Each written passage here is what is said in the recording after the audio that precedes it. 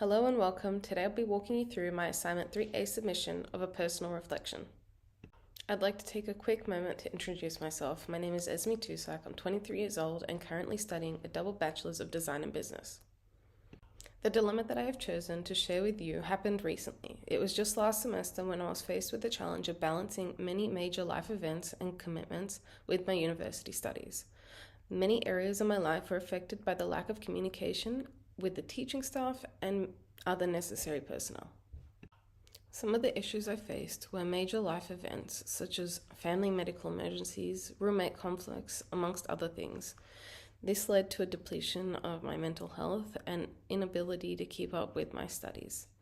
To add to that, as a woman of religious faith, I observed multiple religious holidays, meaning around 15 days of absolutely no work during the busiest time of the semester.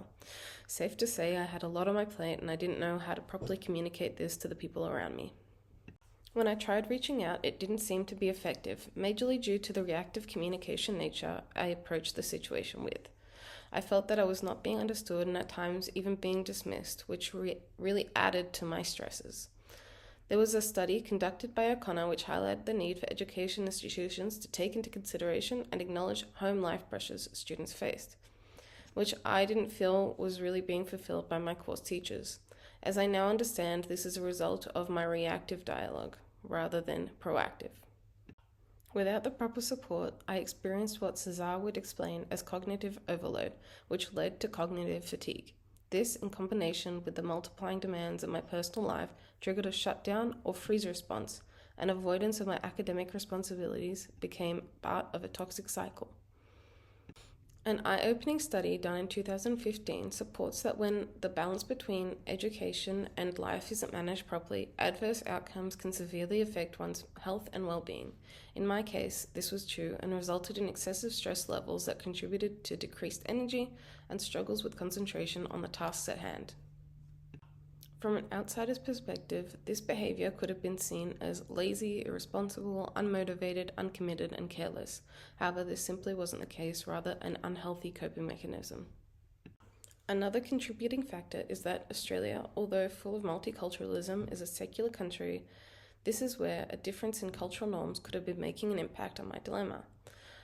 Only after analysing the situation have I realised that by simply observing my religious holidays, I may have come across differently in the eyes of my teachers, where it didn't occur to me that the strict rules of no working at all could simply appear as if I didn't want to put in the effort and was wasting time neglecting my assignments.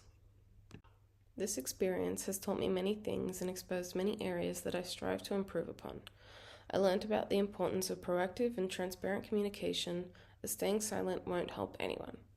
Another important takeaway is that cognitive overload and fatigue is an issue that I need to learn to navigate, and be able to articulate myself more clearly would help reduce its effects. To grow from this experience, I decided to implement 2 techniques into the way I conduct myself and how I go about my studies.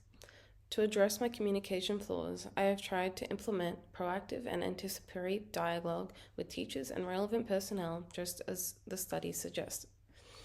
To address my coping mechanism of the freeze response, I have tried using the Pomodoro technique recommended by many, as it breaks down large tasks into smaller, more manageable triumphs.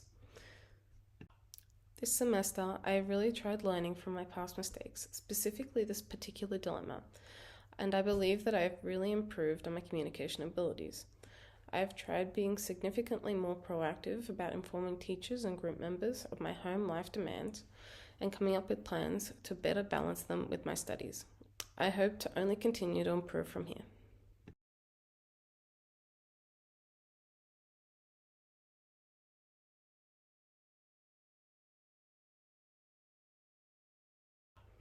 Thank you very much for watching my presentation.